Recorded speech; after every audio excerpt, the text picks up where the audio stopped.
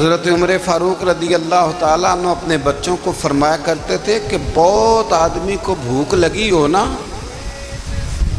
اور پھر اس کی پسند کا کھانا پکا ہو، جتنے شوق سے وہ اس کھانے کو دیکھتا ہے نا، فرمایا اس طرح پوری قوم اپنے بادشاہوں کے خاندان کو دیکھتی ہے، اس تیزی کے ساتھ دیکھتے ہیں کہ ان کے گھر میں کیا ہو رہا، ان کا معیار زندگی کیا ہے، ان کا سٹیٹس کیا ہے۔ سیدنا فاروق اعظم رضی اللہ تعالیٰ عنہ نے اپنے گھر کے اندر اپنے بچوں، آپ کے بچے دونوں کاروبار کے لیے مصر گئے تو وہاں کے گورنر صاحب نے لوگوں سے، ایک بہت بڑا قافلہ گیا مدینے سے مصر تجارت کے لیے، جاتے ہیں نا آج بھی قافلے کئی ملکوں میں، تو یہ گئے تجارت کے لیے، تو حضرت عبداللہ ابن عمر اور حضرت عبید اللہ ابن عمر، حضرت عمر کے دونوں بیٹے گئے، جناب عمر فاروق کے بچے جب وہاں پہنچے تو مصر کے گورنر نے نا لوگوں کو تعارف کرایا کہ یہ عمر فاروق کے بیٹے ہیں، یہ حضرت یہ چودھری کے بیٹے کو کون بتاتا ہے کہ تو چودھری کا بیٹا ہے؟ باہر والے بتاتے ہیں، گھر والے جی، اور سیٹھ صاحب کے بیٹے کو کون بتاتا ہے کہ تو سیٹھ صاحب کا بیٹا ہے؟ اور مالک کو کون بتاتا ہے کہ تو مالک کا بیٹا ہے اور یہ کرایہ دار ہے؟ یہ کون بتاتا ہے؟ یہ سوچ ہم دیتے ہیں بچوں کو، چودھری اور کمی کی سوچ، امیر اور غریب کی سوچ، مالک اور کرایہ دار کی سوچ، گھر کے مالک کی اور کام کرنے والے کی سوچ، یہ ہم دیتے ہیں، یاد رکھنا، یہ ہم دیتے ہیں، یہ ہمارا مزاج ہے، یہ باہر سے نہیں آتی۔ تو کوئی شہزادہ ہے، تو سیٹھ ہے، تو نواب ہے، یہ سوچ باہر سے نہیں آتی، یہ اماں سوچ دیتی ہے، اماں، یہ ابا سوچ دیتا ہے، اور پھر جب تباہی اترتی ہے تو اس کے ذمہ دار بھی باہر والے نہیں ہوتے، گھر والے ہوتے ہیں، گھر والے۔ ہمارے بچوں کی تربیتوں پر زیادہ نقش باہر والوں کا نہیں ہوتا، گھر والوں کا ہوتا ہے، یاد رکھیے گا۔ حضرت عمر فاروق رضی اللہ بچے ہیں، شہزادے ہیں، وہ کاروبار کرنے گئے اور وہاں لوگوں نے بتایا گورنر صاحب نے کہ یہ فاروق اعظم کے بچے امیر المومنین کے، لوگوں نے ان سے زیادہ مال خریدا، تجارت میں زیادہ نفع ہوا، ظاہر ہے کہ وہ آپ کے جو اللہ خیر کرے حکمران ہیں، ان کے کاروبار کتنے ملکوں میں ہیں، کس بنیاد پر ہیں؟ وہ صرف اس بنیاد پر کہ وہ حکمران رہے، ان کے لیے آسان تھا بڑے لوگوں سے تعلقات بنانا۔ حضرت عمر فاروق رضی اللہ تعالیٰ عنہ کے بچے ڈھیروں مال کما کے جب واپس آئے نا تو حضرت عمر سے آ کے بچوں نے بطور محبت کا، ابا جی اللہ نے بڑا ہی فضل کیا ہے، بڑا مال کمایا الحمدللہ، یہ دیکھیں کتنا نوازا ہے۔ تو حضرت عمر کہنے لگے سارے قافلے نے اتنا ہی کمایا ہے؟ سارے قافلے نے اتنا ہی کمایا ہے؟ کہ حضور نہیں، سارے قافلے نے اتنا نہیں کمایا، سب کو اتنا نہیں ملا، وہ تو وہاں گورنر صاحب نے لوگوں کو تعارف کرایا تھا کہ یہ عمر کے بچے ہیں، تو لوگوں نے پھر ہم سے بڑا ہی خریدا۔ تو حضرت عمر فرمانے لگے ٹھیک ہو گیا، میں بات سمجھ گیا ہوں، اس طرح کرو جو تمہاری اصل زر تھی نا، جو راز تھی وہ رکھ لو اور باقی سارا مال مال خزانہ میں جمع کرا دو، اس لیے کہ یہ تم نے تجارت نہیں کی، یہ تم نے اپنے باپ کا نام بیچا ہے، یہ تم نے امیر المومنین کے بیٹے ہونے کا فائدہ اٹھایا ہے۔ فرمایا یہ تمہارا نہیں حق، یہ مسلمانوں کا ہے، اس لیے کہ یہ مال تم نے محنت سے نہیں کمایا، یہ باپ کی کرسی کا فائدہ اٹھایا ہے۔ اور فرمایا اگر تم نے مال جمع نہ کرایا تو میں مال بھی لے لوں گا زبردستی اور کوڑے بھی ماروں گا، ڈبل سزا دوں گا، مرضی سے جمع کراؤ گے تو کوڑوں سے بچ جاؤ گے۔ بڑے بیٹے نے تو جمع کرا دیا تو چھوٹا تھوڑا پریشان ہوا، تو حضرت عبداللہ ابن عمر چھوٹے کا ماتھا چوم کے کہنے لگے بیٹے چپ کر کے جمع کرا، یہاں بھی فخر کر کے ہم عمر کے بیٹے ہیں، اور قیامت میں بھی فخر کریں گے کہ ہم فاروق اعظم کے بیٹے ہیں۔ یہاں بھی ناز کریں گے اور وہاں بھی ناز کریں گے کہ عمر کے بچے ہیں، ہمارے باپ نے خود بھی حلال ہی کھایا ہے، اور جب ہماری کمانے کی باری آئی ہے تو ہمیں حکم بھی حلال کھانے کا دیا۔ بھائی ہمارا مزاج دے۔ بچہ جب لے کے آتا ہے 2 لاکھ روپیہ تو کبھی پوچھے کہاں سے آیا ہے؟ جب وہ پہلے دن غلط دوستوں کے پاس جا کے بیٹھتا ہے تو کبھی نکالا گھر سے اسے؟ یہ بہت سارے خمیازے ہمیں اس لیے بھگتنے پڑتے ہیں کہ ہم ابتدا میں سوراخ بند نہیں کرتے، جب اس میں شگاف پڑ جاتا ہے، سیلاب آتا ہے تو ہمیں ہوش آتی ہے۔ حضرت عمر نے اپنے گھر میں نگرانی رکھی، کڑی نگرانی۔ زیادہ نماز گھر میں پڑھتے تھے حضرت عمر، نفلی نمازیں زیادہ کیوں بلا؟ بھائی یاد رکھیں کہ آپ نے اگر سجدہ کرنا ہے تو بچہ لیٹ جائے گا، وہ اسے پتہ کو نہیں سجدہ کیا ہے۔ لیکن جب گھر میں کبھی قرآن ابا جی کھول لیں نا، جو ابا جی کا موڈ بن جائے نا لیکچر دینے کا، وہ گھر میں شروع ہو جاتے ہیں، کہتے ہیں آپ لوگ نماز نہیں پڑھتے اس لیے میرے کاروبار میں برکت کوئی نہیں، تم سویرے قرآن پاک نہیں کھولتے تو میں تباہ ہو گیا۔ تو میاں آپ نے کب گھر میں قرآن پاک کھولا تھا؟ آپ نے کب نماز پڑھی؟ آپ نے کب گھر کے اندر اللہ رسول کا ذکر کیا تھا؟ آپ نے کب حدیث چھیڑی؟ آپ نے بھی تو گھر کے اندر جب بھی آپ آئے ہیں تو آپ نے وہی کچھ کیا جو دنیا دار کرتے ہیں۔ آپ بھی تو اپنا موبائل لے کے اللہ کونے میں بیٹھ گئے۔ آپ نے بھی تو کہا ہے کہ اب تمہارے چینل ختم، اب میری مرضی والا چلے گا۔ تو جو آپ نے کیا ہے بچے بھی وہی کام کریں گے۔ آپ نے بھی گپ شپ لگائی ہے تو وہ بھی لگا رہے ہیں۔ یہ سمجھ لیں، جو کام آپ کریں گے آپ اپنے بچوں کی سیرت میں اس کا جلوہ دیکھ لیں گے۔ بڑی پکی سی بات ہے کہ آپ کو بچے کی عادتیں دیکھ کے سمجھ آ جائے گی کہ میں بھی یہی کرتا تھا اور یہ بھی۔ حضرت عمر فاروق رضی اللہ تعالیٰ عنہ وصال فرما گئے تو آپ کے وصال کے بعد حضرت عثمان غنی رضی اللہ تعالیٰ عنہ نے آپ کی ایک بیوہ سے نکاح کیا۔ حضرت عمر کی ایک بیوہ سے جب وہ آپ کے نکاح میں آئی تو کہنے لگی حضرت عثمان غنی سے کہ حضور نہ تو میں خوبصورت ہوں اور نہ میں جوان ہوں، نہ آپ کی کوئی خدمت کر سکتی ہے، میرے ساتھ نکاح کرنا سمجھ میں نہیں آیا۔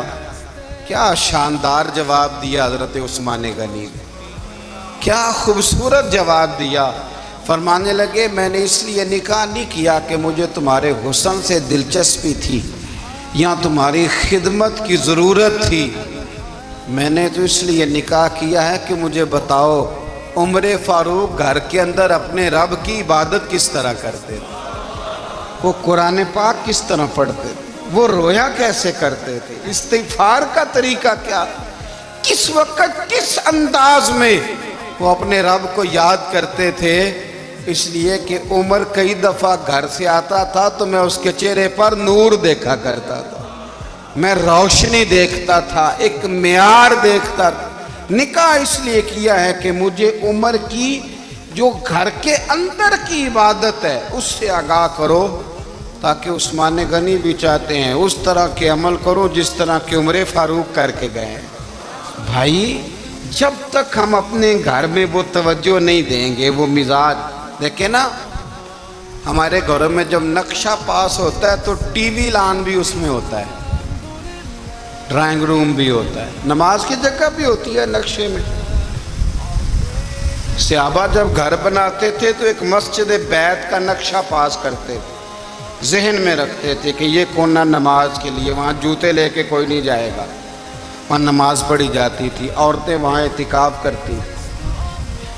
ٹی وی لان تو آ گیا ہے اور گھر کے اندر ٹی وی رکھنے کے لیے تو ایک کمرہ الگ سے بنا دیا گیا ہے، اور اب جو نئے نقشے پاس ہو رہے ہیں اس کے اندر گھروں کے اندر جگہ بنائی گئی ہے جہاں کمپیوٹر رکھے جائیں اور بچوں کے لیے وائرنگ ہوگی نیچے تاکہ انہیں کوئی مشکل درپیش نہ ہو۔ یہ ساری چیزیں ہم نے نہانے کے لیے گھروں کے اندر اتنے بڑے واش روم بنائے ہیں کہ لگتا یہ ہے کہ سوائے نہانے کے اور کام ہی نہیں کوئی گھر میں ہوگا۔ ہر چیز آ گئی پر اللہ کرے کوئی تفسیر بھی ٹیبل پہ پڑی نظر آئے، کوئی حدیث کی کتاب بھی ٹیبل پہ پڑی نظر آئے۔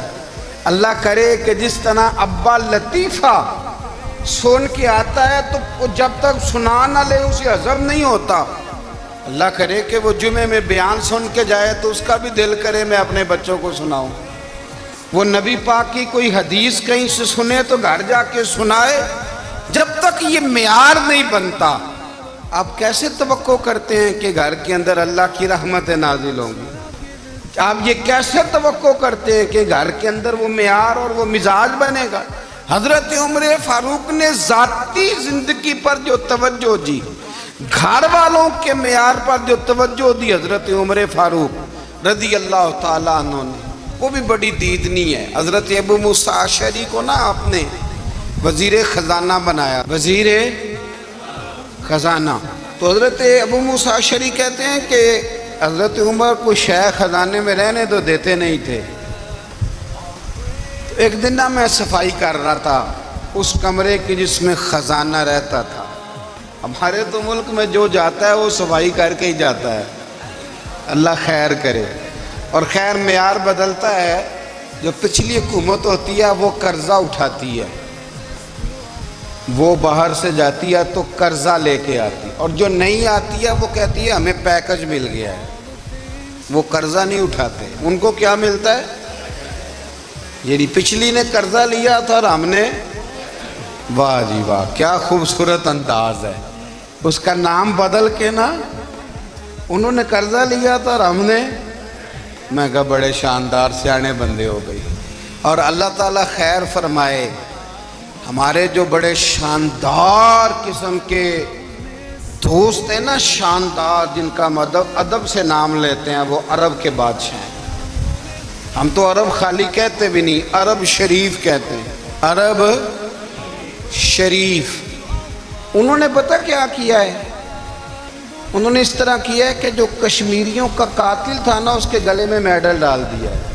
یہی کام وہ کرتے رہتے۔ انہوں نے پہلے انہیں بلا کے مندر بھی بنوائے تھے، ہمیں کوئی شکوہ نہیں، ان کی زمین ہے، اللہ تعالیٰ توفیق عطا کرنے والا ہے۔ پر خیال یہ تھا کہ چلو کشمیریوں کے زخم پر نمک نہ چھڑکتے، 2 مہینے انتظار کر لیتے، کچھ حالات سنور جاتے، کچھ تھوڑا انتظار۔ ہیں ہمارے دوست، ہمارے وزیر اعظم صاحب جب جاتے ہیں تو وہ پھولوں کا ہار ڈالتے ہیں ہمارے دوست، لیکن انہیں وہ حدیث یاد نہیں کہ نبی پاک علیہ السلام نے فرمایا جب میرے مومن کو تکلیف ہوتی ہے تو مجھے بھی گنبد خضرا میں تکلیف ہوتی ہے۔ انہیں نہ کشمیریوں کا خون یاد نہیں آیا، انہیں برہان وانی کی کٹی ہوئی لاش یاد نہیں آئی، انہیں 30,000 بیوہ عورتیں 30,000 بیوہ عورتیں یاد نہیں آئی، 30,000 بیوہ عورتیں جن کے سہاگ گزر گئے، اور انہیں 1.25 لاکھ یتیم بچہ یاد نہیں آیا جو یتیمی کی زندگی گزار رہا ہے، اور اس کے باوجود بہت بڑے ذمہ دار ہیں وہ۔ مجھے پڑھ لینے دو آج احمد فراز کا شعر، وہ ہمارے مکتب، کوئی ایسا نہیں کہ وہ مولوی تھا، وہ غیر جانبدار تھا، پر مجھے آج پڑھ لینے دو اس کا شعر، ایک کلیجے کا درد ہے، پڑھ لینے دو۔ اس نے کہا تھا کہ پڑھتا ہوں تو کہتی ہے یہ خالق کی کتاب ہے، مثل یہودی یہ سعودی بھی عذاب، اس قوم کے بارے میں کیا لکھوں فراز، کعبے کی کمائی سے جو پیتے ہیں شراب، کعبے کی کمائی سے جو پیتے ہیں شراب، اس قوم کے بارے میں کیا لکھوں فراز، کہ کعبے کی کمائی سے جو پیتے ہیں شراب۔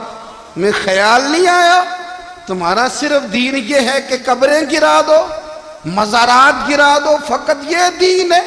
کوئی نبی پاک کے روزے کی طرف منہ کرے تو اسے مشرک کہو، یہ دین ہے؟ اس کا نام مذہب رکھا ہے تم نے۔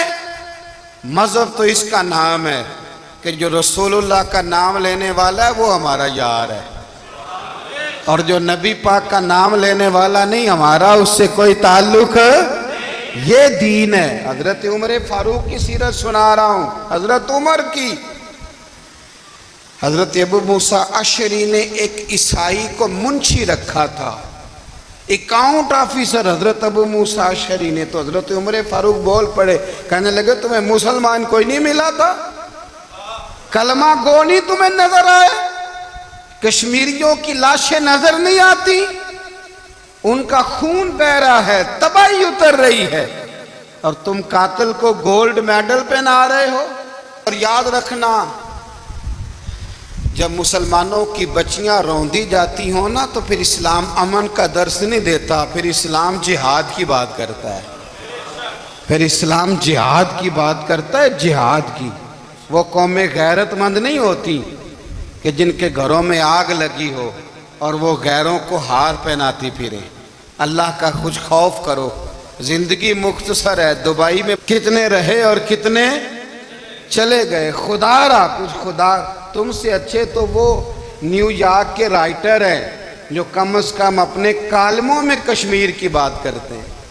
تم سے اچھا برطانیہ کا وہ شخص ہے جو کم از کم بی بی سی لندن پہ رپورٹ جاری کرتا ہے تو کہتا ہے کشمیر پہ ظلم ہو رہا ہے.